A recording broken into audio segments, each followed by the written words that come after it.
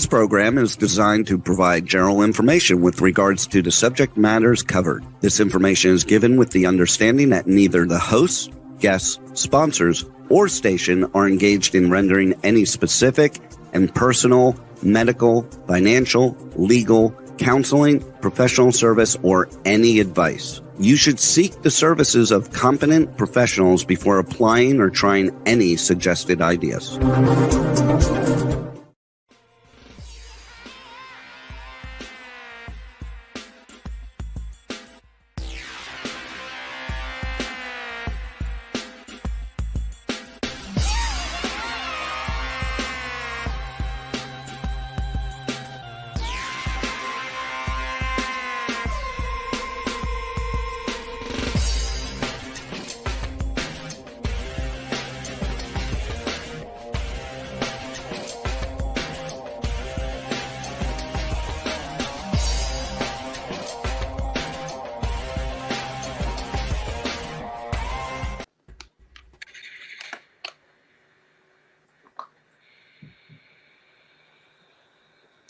Hey there, it's Brian Sebastian, movie reviews and more. And if it's Tuesday, that means we're live, as usual. And this is show number, 118 shows and show number 44. 118 live shows in a row. Show number 44, season 4. So I'll be lucky to see if we can get to the last 2 weeks of the show of the year. And if we can make it that 52 or 50, we end up at 50. Who knows? But hey, we're on Talk 4 Media, K4 HD Radio, Talk 4 TV, streaming on over 100 outlets around the world as usual, and streaming on Worldwide TV Network, WomenOnTV.tv, I2247 out of Franklin, Tennessee. And also, hey, if you're in Nashville, let's see, it's Tuesday, the first Tuesday of the month, it's Country Boxster, where music meets country, and country meets boxing. So that's a big thing there. See, is that Lucy? I'm not quite sure, but I think I have one. Lucky, that's lucky. Lucky. So see, here's the thing about this. I was looking forward to this show because I knew she was going to have her singing partner on. You know, I'm talking about entrepreneur, that speaker, I call her lyricist and melody specialist because she can put anything to a song, and I like that. And I've been watching her for like the last couple of months. She's fascinating to me, and she makes me laugh. And Lucky steals the show, and this is the one and only Wendy Weber. And with that, we got, all right, so Howard, you'll be happy to know this. I put up a nice AI thing for you today. You didn't see it in time, but it's up there. It's Who is Howard Wiggins? So he gets a chance to introduce himself because he is country royalty. Howard, introduce yourself, who you are, where you're coming from. Okay, I'm Howard Wiggins, Nashville, Tennessee. My father was Little Rory Wiggins, who played steel guitar for Eddie Arnold, Lorrie Morgan, Ernie Ashworth. And then I'm one of the world's top 35 leading interior designers. I'm listed in Andrew Martin, Volume 3. I have a Christmas book coming out right now this month in September. You can get it at any bookstore around the country, or actually the world. And I got a movie coming up called Who's Going to Take Care of Me? And that's coming in the future. I've got one Without Warning, which will be a one here in town. And I've got a children's book coming out by Diana Firefly, Over the Hill and Through the Woods. What else I've got? Oh, I'm on Passion TV. My father forced me to marry a billionaire. So all that's on my Facebook page. And he loves doing that. So when you see your AI that we put up for you, Howard, it does a really good job of what you just described. And I'm really happy about that. You'll have fun playing with that. So when it comes to being a former DJ, and Howard's our dancer when it comes to everybody, he loves to dance, and he's a really good dancer. He'll dance for hours. And usually we haven't put up something in a while, but we'll probably maybe the next week or so we'll put up something of him dancing again, because he has thousands and thousands of hits when I put up something that's 9 to 13 seconds long, Mark. And people, for whatever reason, they just love him dancing, and I think that's great. So, Mark, let's talk about this because, we've had Ashley Paul on twice on the show. And what you've done with a lot of people around the world, I'm really curious about this guy. Is it Robbie Rivera from Miami, the DJ there? I think he might be. He's remixed our track "Hearts Up." Yes, I'm curious about that. I'd like to hear that. But tell everybody where you're coming from, because it's 1:00 in the morning your time in the UK. Tell them who you are, what you're doing, and why people are going nuts over what you guys are doing. So I'm Mark Loverush. I'm one half of Love Foundation UK. We formed last year, but we have like a big history between me and Julian, the other guy from Love Foundation. I started in 1999. I've worked with people like Brian Adams, Mark Almond, Marcella Detroit, Boy George, to name a few. And then Julian's had a big dance track out in the 90s with Perpetual Motion, Keep On Dancing. And he had a top 10 hit with Danny Minogue, Kylie Minogue's sister, in the noughties. And then we formed in last year to perform Love Foundation UK. We remixed Ashley's Bingo Baby. And then since then, it's become a huge collaboration. Reached out to her and asked her if we could produce a track with her to do Hearts Up, which led on to people like Rory Blueberry doing a remix. Got Lizzie Curious, a big female DJ over here as well. And it's just been an immense summer. I have to say. She's over in the UK right now performing all over the place. And it's been great, really good. And then Terry, since you popped on, Tasha's got an emergency out of Miami, so she won't be on tonight. Rachel out of Houston, Texas, she's got something going on. So nonstop, Terry Marie, tell us who you are, where you're coming from. Okay, sorry guys, I was a little bit late tonight. I got tied up with work stuff. But anyway, my name is Terry Marie. I've been with Brian for over 10 years doing red carpet interviews with celebrities. Also, I'm a fitness competitor. I've won NPC twice, Fitness Universe. I was Miss LA Fitness, won Muscle Beach in my class, and I won second overall. I dabble in a little bit of art, and I've been acting off and on since I was a kid. And I'm happy and grateful to be here. Hey, so with that, I call this a music night. With those songwriters. I am not that songwriter, but I love songwriters. I just can't imagine. And Wendy, this is perfect for you. I can't imagine how you guys put the parodies together, because I love stuff like that. Talk about how you knew you were good at doing that, and why you have that, either your ukulele or your guitar in your hand, and then Lucky in the background, whatever she chimes in. Yeah, well, this is an ukulele. It's a tenor ukulele, which means it's tuned to G C, the middle C. The smaller ones, the sopranos, are tuned a whole step up, which means if you're looking on the piano, it'll be two keys up. So it's that's the difference. And then the baritones are bigger, but I can't reach them. I have small hands. Parody is really what I cut my teeth on. In this house, it's called parrot keys. But I was thinking back. It was not too long after the war. We were living in an apartment in Chicago with a lot of other Jewish families and really good neighbors, and they moved out one by one. And as people moved out, we had a party, and everybody wrote a poem. So I learned to write poems too. My mother was great with English, and her mother was Phi Beta Kappa, and she won contests through her writing. So naturally, I was good at rhyming and spelling and putting words together. And so that's where it started. But I found this. This is something my mother typed up for me. I was 9 years old, and I wrote a parody to my grandmother to different songs like Ticky Tacky. Remember the song Ticky Tacky? Da da da da da da da da, and 76 trombones, Over the River and Through the Woods. I wrote a parody of different songs to my grandmother for her birthday. So I was 9, and I performed it with my cousin, although her brother said, I can't believe she sang because she can't sing. I said, I know. So, so I've been doing it for a long time. Parodies are fun.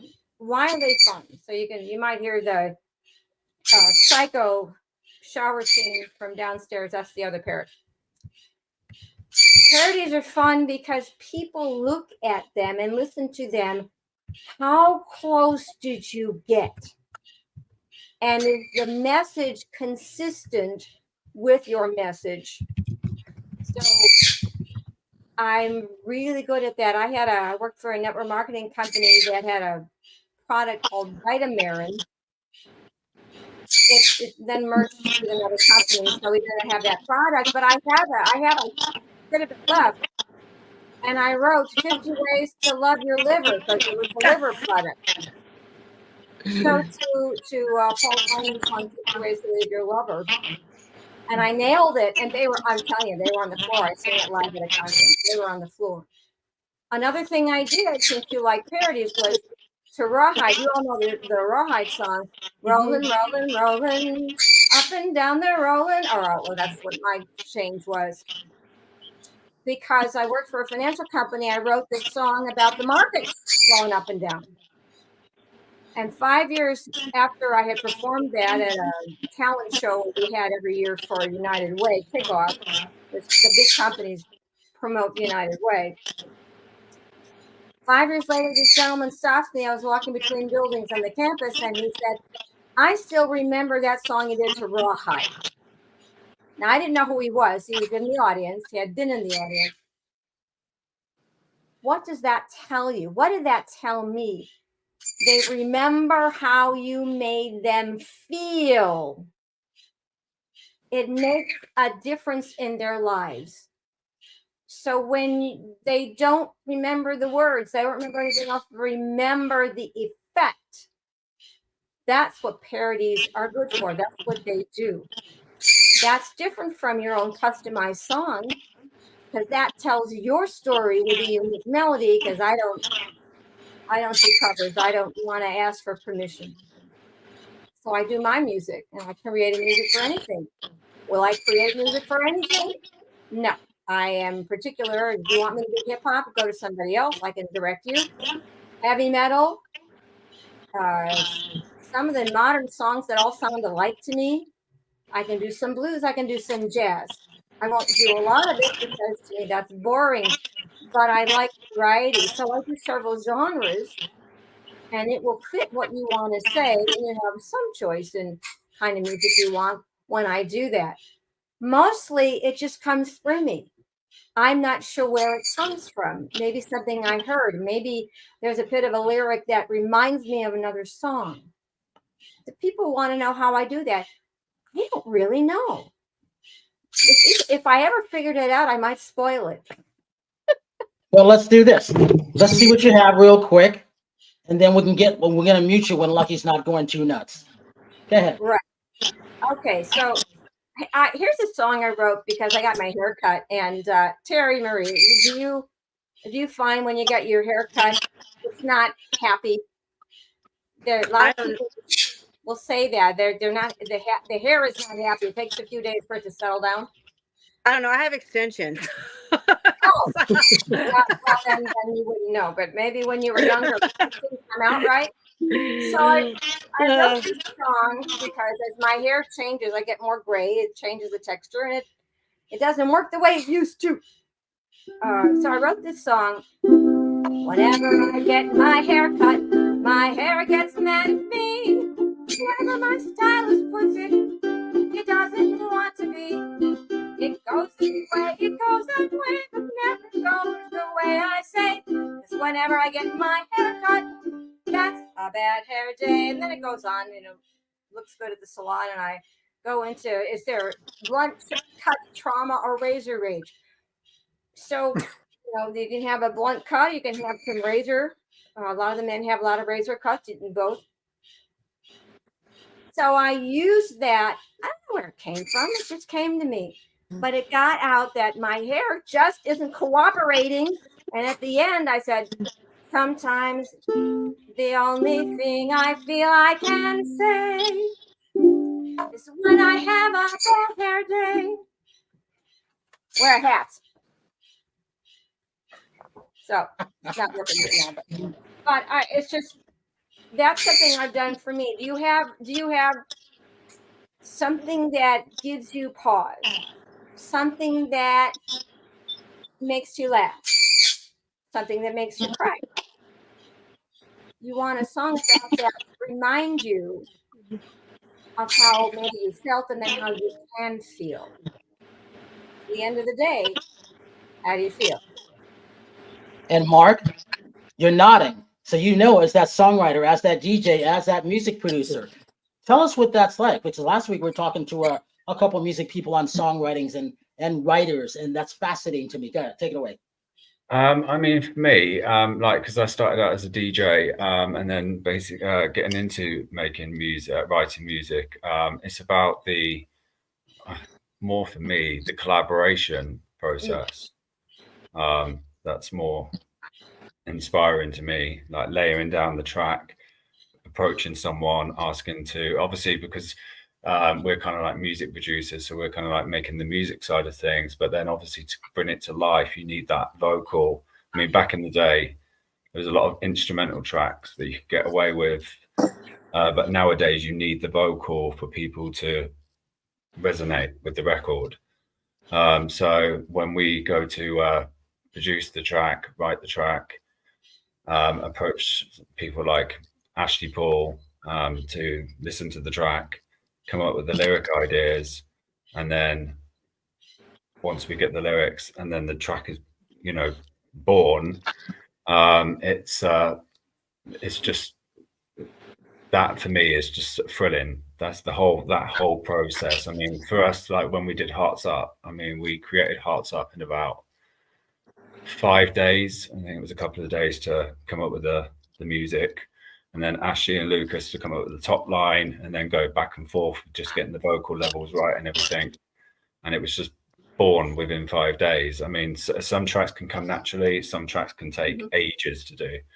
It all depends on, for me, how long, you know, just making sure everything's right and gels perfectly. But I mean, when Hearts Up was done, it was just sensational. That's the only way I can describe it.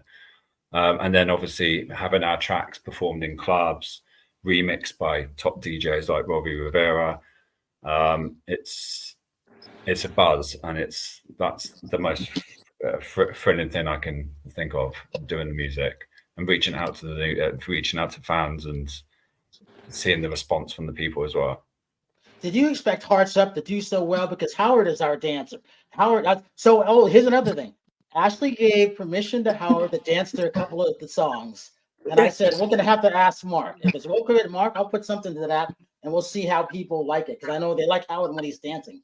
I have no idea why, but he gets thousands and thousands of views.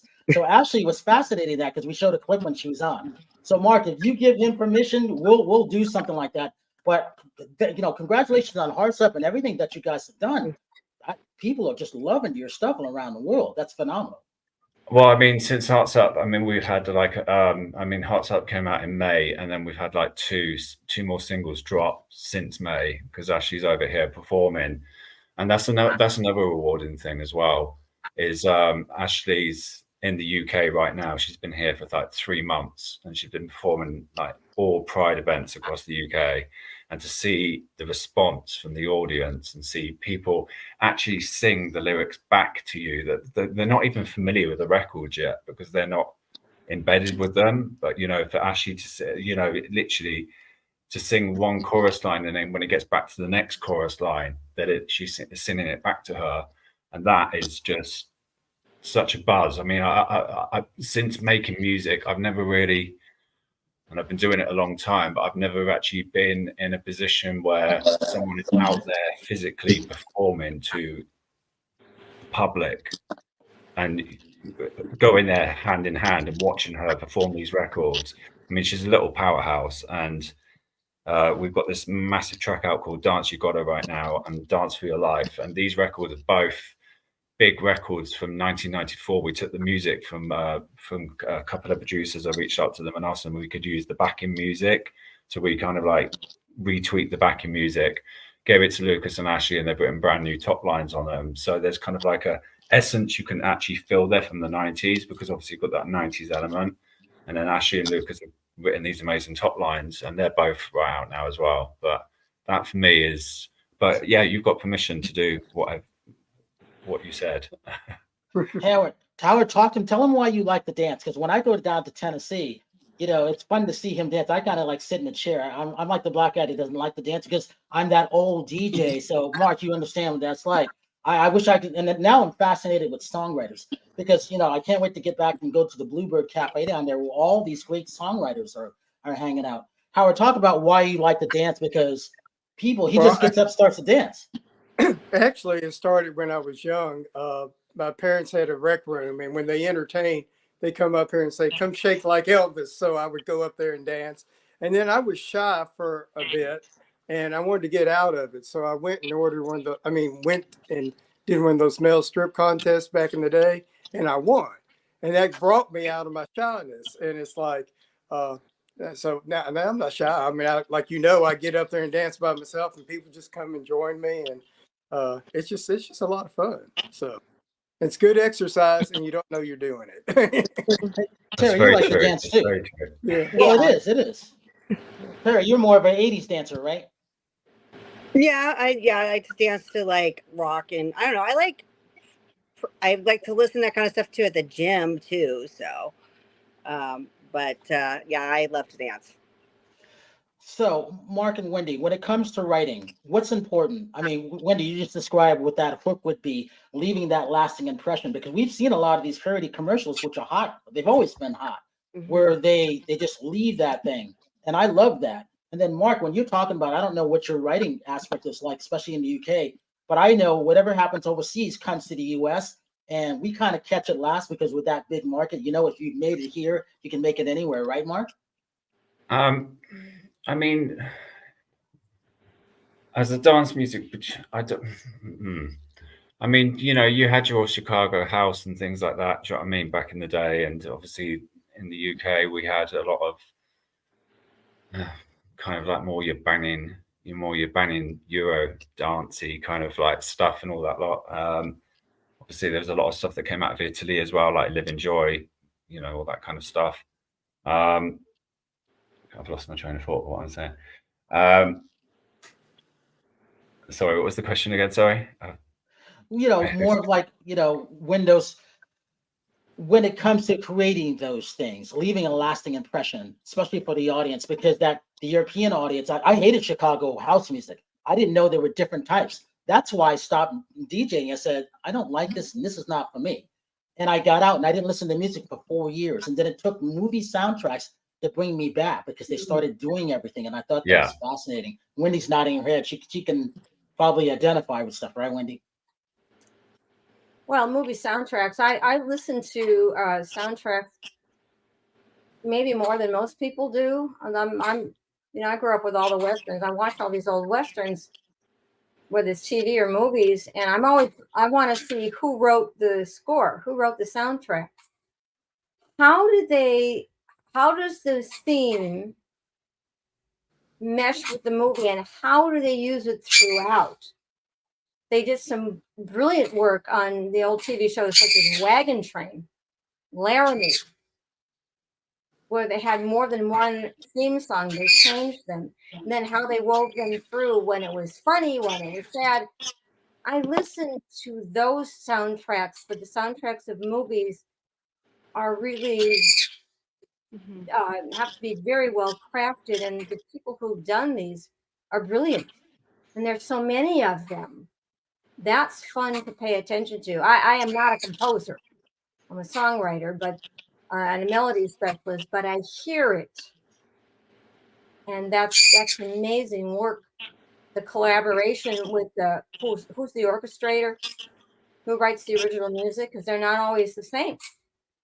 And that's why and that's what I like too. AFI, American Film Institute, it's got a opening night. It's got John Williams, the music of John Williams. If you go to Netflix, you can see what Hans Zimmer's doing. The only reason I like Danny Elfman because I like two songs from Oingo Boingo, and he's one of my favorite composers. And one of our friends, Randy Elfman, he's doing a lot of stuff. So Howard, he'll be at the Josie Awards in October down there. Eileen Shapiro's got him representing him, but he's one of our good friends. So it's good to see how everybody's kind of taken off. Trenton Reznor from Nine Inch Nails, he's doing composing stuff now too. So it's interesting to see what's coming up with stuff. Hey Howard, talk about the room that you're in. You can ask a question. Go ahead. Well, I was going to say my dad was with Eddie Arnold. They did the first musical cowboy movie ever. Mm. So, like, I think it's called Hoedown. You can Google it. You can watch it on YouTube. And then they did another one, and I can't think of the name of it, but they did the first musical cowboy movies. So that was kind of interesting. I'm in my living room. I just had a painting behind me with the lady with the egg head behind, framed, and I'm kind of wanting to show that off this week. So. But I'm on a mission. I'm trying to get I'm 71 years old this coming month, in September, this month actually. And I want to get this house completely finished. I want to get all my artwork where there's not a spot on the wall I don't have something, because I'm a big art collector and I love art. So that's my mission right now. This year it's going to be done. Hey, Mark, when did you know that you wanted to spin records? When did that hit for you? Because the only reason I started was there was a sock hop. I went to an all-white high school, and I said, "Oh, I'm a black guy. There's only 3 black families in a town of 7,000. I better be the disc jockey." So luckily I had my two turntables, and I had my albums going. This is the mid to late 70s, and I'm like, I better be the one. So there was no raising my hand. I brought my own equipment, my own speakers in, and I did the best. I was playing Richard Pryor underneath Stairway to Heaven, if you can imagine that. And the kids were loving it. And then they heard the first rap albums ever. Rapper's Delight, Curtis Blow, they heard it from me. And look where we are now, 50th anniversary of rap, the Grammy Awards. What was it for you? I started, I started clubbing from a very young age, from the age of 15. I ran away to London when I was 15. And I used to go to this club called Trade. And this DJ, Tony DeVee, was playing. He's unfortunately dead now, but he was kind of like my God. And I just looked up to him. And I was so inspired by him. I just loved everything about he was so eclectic with his music, just the way he started. It wasn't just like kind of like one genre. It just like built and built and built. I mean, he used to do 12-hour marathon sets and stuff like that. And then when I was 18, I managed to get my first turntables. I was a record shop junkie, like every kid was back then, spending an absolute fortune on records. And then I managed to get a couple of just like DJing in bars in London to start with, and then I had a couple of club residencies. And then obviously when I did the track with Bryan Adams, went to #1 in Russia, and I had to go and tour in Russia, which was quite thrilling. And I had my first record signed with Paul Oakenfold's Perfecto Records in 2005. And then he asked me to, and then I produced a track for, I did a remix for his single Firefly with Matt Goss, which went to #1 in the UK club charts. So about 2 million hits on YouTube as well. And Paul asked me to go over to Las Vegas and perform at Rain Clubs. So I had my name on the strip and everything. Did a few stints in Hollywood and stuff. So yeah, from an early age for me, but it was it's literally from one person, just hearing this one person DJ that got me into it. Did you? I would have never seen this coming. Where when you go to Vegas or certain clubs, even in New York or whatever the case may be around the world, those DJs were getting paid a lot of money. And I'm listening to. I think I'm still new when it comes to a lot of the stuff that I'm listening to now, because I prefer what I like. I like listening to my YouTube stuff and Pandora. We're streaming on Pandora right now, but I like these things. I'm not a Spotify guy. I'm not an Apple guy, but I can respect where that is today because of all of those people. You got to put this stuff every place. For me personally, I don't really DJ that much anymore because I'm kind of so focused on producing the music and promoting the music and getting out to. My day job is I do club promotions. I promote people like Calvin Harris, David Guetta, etc. But I feel nowadays it's not like it used to be. It's everything's kind of like, it's almost kind of like a show. It's for me, it's when I used to go out clubbing and when I used to DJ and stuff, people were just there. There was no phones. There was no phones just going like this. I've seen it hand. It's just like people are just standing there with their phones. It's just like the soul is gone. And so many DJs, top DJs, are actually on social media right now saying what is going on. They just feel lackluster from the audience as well, which is a shame, because music was, about having a good time and just letting yourself go. Unfortunately, it's not like that anymore. Unfortunately, it's like that with everything now. It's like people go to events and they don't enjoy themselves because they're too wrapped up on putting stuff out on social media to get followers and enjoying their time. You know what I mean? Like, I get there's a time and place, but like you also have to like enjoy the company that you're with and enjoy the music. And it's just like I'm even learning, like when I'm with my friends and I'm at an event, like put my phone down and just enjoy the moment. And it's been lost. Yeah. So I totally agree. Hey, Terry, when you were dancing on American Bandstand back in the day. Thank you for dating me here. I didn't say when. I just said when you were dancing then. Well, that's back in the 80s. So I was in high school. Yeah. So you're an 80s chick. What do you like listening to now? What do I like listening to now? Well, I mean, I pretty much still like hair bands. I still like 80s music. I like 90s. I like I don't know. I like all kinds of things. I guess I like a lot of the music in the 2000s. Rock I like. I don't know. I mean, I like Spotify because I can do my mixes at the gym. Mm-hmm. But I mean, if I'm at the gym and I'm lifting heavy, I'm listening to metal a lot. Believe it or not. Just because it gets, I don't know, sometimes the angry music will make me lift heavier because I'm trying to lift heavier because I want to compete again. But I mean, but then when I'm driving, then I might be listening to like, I don't know, something more mellow. I don't know, it depends on my mood, really does, and what I'm doing. If you like your 90s though, you have to check out Love Foundation UK because it's very, very 90s. Yeah, I was really big into like, Nirvana, Puddle of Mud, and oh right, okay, that kind of stuff. Like house music I like, but I never really got into it. It just wasn't my thing. But but some of it I like, but anyway.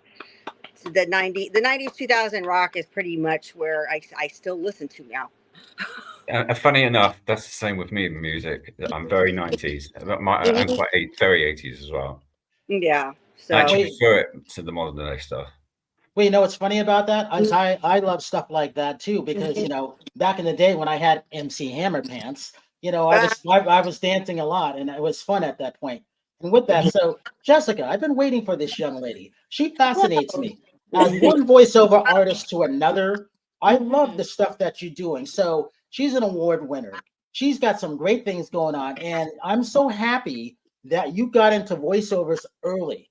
But you're also that actress and you're also that singing. And before you popped on, we were talking just like writing songs, dancing, and singing. I can't sing. I can sing Ain't Talking About Love in the Shower by Van Halen, but that's about it. We all sound amazing in the shower. Let's talk about you. What's, and congratulations on you being in Woodward. I was really, really happy when I was reading the stuff that you're doing.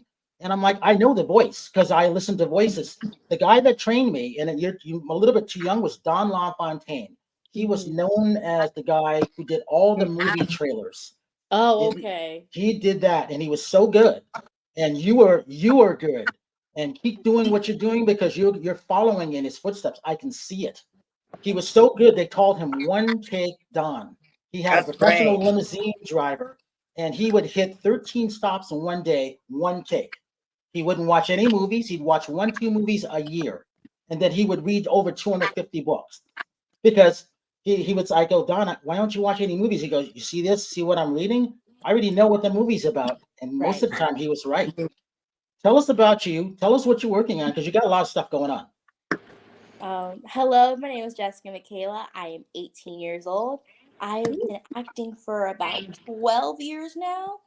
And I started taking voiceover classes when I was probably like 9 or 10 years old. And I started working more shockingly during quarantine for voiceover.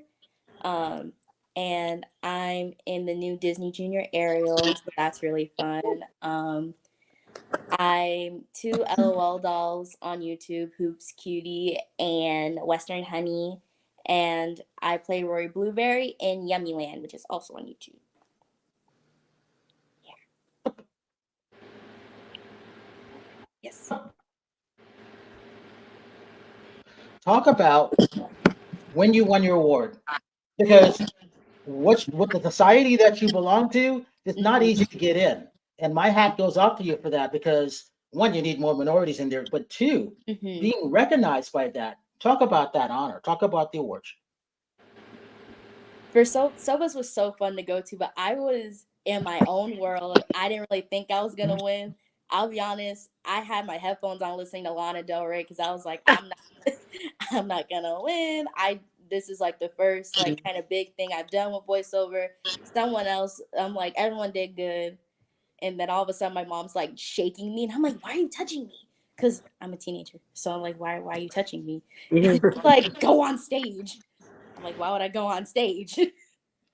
One, you need to move. And I look up on the projector and they like see me like my phone, not knowing what's going on.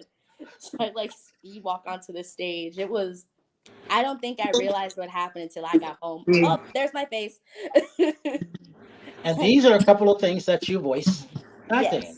Yes. And talk about what that's like with you, because you're seeing more and more people go and do that, but there's not a lot of people that really get to do it. It's still kind of small, and it's good at the same time. But at the same time, I love being in the booth. This is why, Mark. This is why I left being a disc jockey. I went into voiceovers. So for 4 years, no one knew what I was doing. I was working in a video store, watching movies, and honing my craft in the voiceover world, which is where I still am.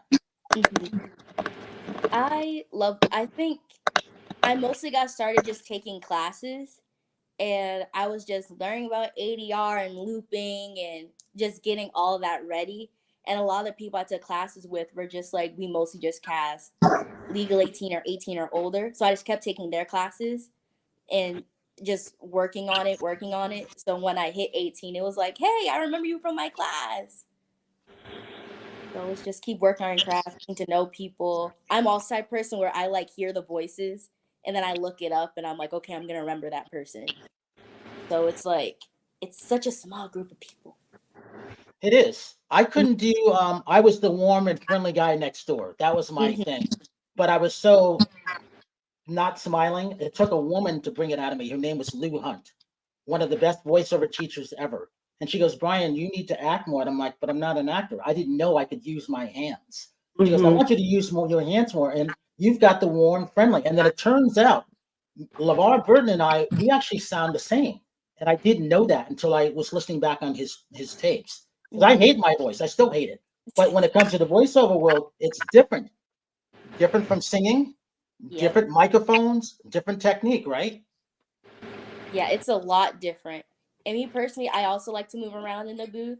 Like for what I recorded last week, which I can't talk about, but I'm very excited for. I was pretending I was running. I was moving around. Like you have all this space. You can use it. Just very quietly. And no one's in your way. Right? No one's in my way. And they're probably not even looking at you. Honestly, they're either looking at the or they're not looking at you. True. And the fun thing, is about that you can get dolls. Yes, that's my favorite part. Which is your favorite doll? Oh, that's there's Rory That one. Blueberry. I like her. I think she might be my favorite doll because I just found out that the Yummiland dolls are really popular on TikTok. And I had no idea. I was just scrolling and I saw someone like making the lip gloss because it comes with lip gloss kits. And I was like, aren't I one of those? So I went like a giant deep dive. That's cute. I was like, oh, people like these. So you're also that singer, but let me hear one of your favorite voiceover character off the top, because people don't realize when you're charactering voices, you got to have 7 characters off the top. Go ahead, give us 3. My favorite, Western Honey is my top because she's the only one that I use an accent for. So, and I love her, and she's sassy, and she wears a sparkly cowgirl hat all day, every day. Alanna and Ariel, because she's a twin. I always wanted to be a twin. And she's a hair girl, and she does Ariel's hair and her sister's hair. She's like the girl to go to. And maybe Rory, because she's a little like superhero with lip gloss. Yeah. That's funny. Like, she's a superhero with lip gloss. Like, come on now.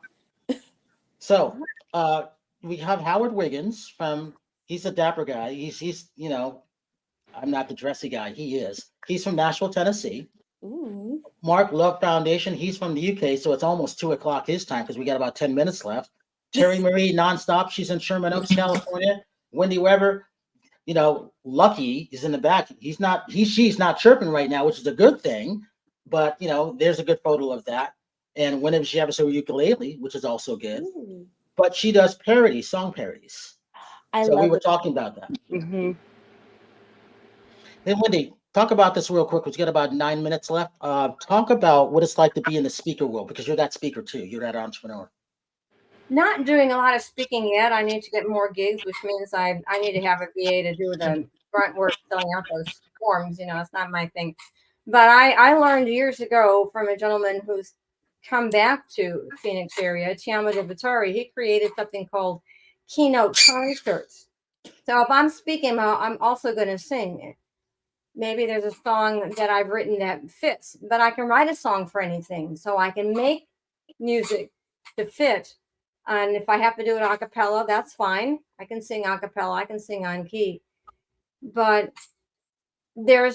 you can talk and you can act and you can create the emotion. Maybe the reason I like musicals, I just saw Cabaret again the other night, is that music also touches you. When I create a song, when I sing a song, it might be funny, it might be romantic, it might be a little sad. I won't do mean, but it touches you in a way that just words can't. And it's just, beyond that, I don't know what to say. We all like music. Everybody has a different take on it and what it does for you. So you have to decide that. And how can people reach you? What's your social media link? Oh, well, you can reach me on LinkedIn. But that's the easiest way is really Facebook. I'm Wendy.Weber. And I don't have the bird on my shoulder anymore. I'm going to do headshot and we'll have birds in that. But it's Wendy.Weber. And I also do energy healing. So right now it's got an energy healing banister on there because I do a high level of energy healing. But it's all vibration. So the best way, or you can email me, wendy@wendywebermusic.com.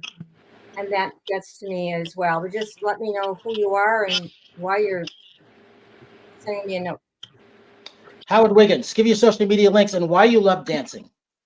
Howard Wiggins Facebook, and I love dancing because it makes me happy, and I stay happy. I don't stress over anything. I'll run away from stress every single time. And when you're dancing, the world is it just goes by, and you just, I don't know, it just gives you an emotion that you can't describe. That's it. And I like the attention it gets too. I mean, last time I went dancing, somebody took a video and I was watching their video, not knowing I was in it. And I heard people in the background, Howard Wiggins is here. Howard Wiggins is here. And I'm like, that's funny. So anyway, but that's true. Yeah. When you, Terry, imagine this, Howard dancing at the Wax Museum. I mean, we had a great party at Madame Tussauds in Hollywood. Mm-hmm. The one in Nashville was fascinating. So I did my best, Howard, to take pictures of you dancing with Michael Jackson and all the country stars at the Madame Tussauds there. So it was kind of funny. And it was fun. It was. Terry, when it comes to what you want to do now, because I see you as that speaker. You're not there yet, but I see you as that future speaker. You have a lot to say, don't you? Are you talking to me? Yeah. Oh, yeah. Yeah. I don't have a lot to say right now, but not at this moment. Hey, she's speechless. See, I told you she was working on it. Give your social media links for them. Terry Marie Nonstop on all platforms, and then terrymarieofficial.com. And Mark, so what do you got else coming up? Because again, I understand your day job, which is, man, But are you still that nighttime person too? Or when do you call it quits these days? No, I'm in bed by 9 o'clock normally. Mm-hmm. You and me both. I'm Yeah, trying. no, I'm into fitness as well, you see. So you need your sleep these days, Mm-hmm. especially as you're getting older. Mm-hmm. But we are working on something actually. We are working on a massive 90s collaboration from a famous drag queen, Donna Giles. She died in the 90s from AIDS, unfortunately. And she did a rendition of And I'm Telling You from Dreamgirls, and it became a massive hit in the UK just before she died. And we've just had the rights for Ashley and Donna Giles to basically do kind of almost like a duet. So Donna will do like one segment and then Ashley will do the next. And we're making it into this big 90s dance track. And that's coming out on December the 1st. That's going to be a hit for you guys because that's a great song. It is. And Donna Giles' version of it is sensational. Howard, you'll love to dance to it. I already know. I love the song. I'll put something to it for you. Love Jessica, let's talk about this. Yes. What's your inspiration for people your age? How do you inspire them to do something that's different? Because you didn't know you were going to do voiceovers maybe 7 years ago, did you? No, I did not. I just loved watching cartoons and was obsessed with them. Didn't realize I could do them. And how similar what I've already been doing was connected to them. I guess just figuring, once you know what you love, just keep going for it. Mm-hmm. And keep practicing and perfecting it, because you don't know, you might be like the next big thing. You don't know. So you just gotta keep working, keep hustling, meeting people, and being nice and humble to people that you meet, because they remember you. Absolutely. And you can do it. You can do it until any age. That's the best thing about doing voiceovers, right? As long as you got a voice, you was okay. Exactly. Are you getting recognized when you go out on your voiceover work besides you, because you're still an actress too? Yes. For Ariel a little bit. And that's really funny, like, or seeing that the kids that I babysitted, like watching the show, and they can like recognize that's me. That's something special. That's neat. That's really neat. That's great. What would you like to do? Would you like to do jingles also? Jingles? If someone gives me a jingle, I will take a jingle. I can see you doing that right away. Hey, so what do you got coming up? Because I know you got a bunch of stuff that you worked on in the past, obviously. If you've got some things coming up, what can you talk about? Well, Ariel and Yummiland, that's still going, but something really special is we just recorded. So, but I can't talk about that one yet. But when I can, y'all go now. I get it. Yeah.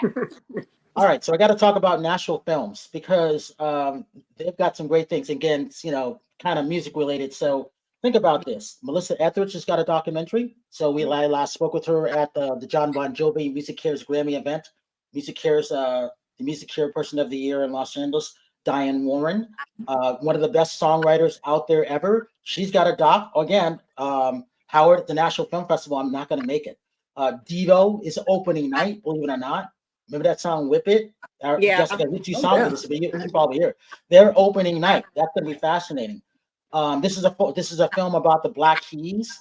All of these at the Nashville Film Festival. It's really interesting. And Howard, I can't never stop talking about this. Where did we see Gloria Gaynor last year? Nashville Film Festival. Absolutely. There's still so many people that have never seen that. Jessica, you're a little too young, but I know you've heard "I Will Survive." I'm sure your mother or whatever. Mm-hmm. That's a theme song. Yeah, exactly.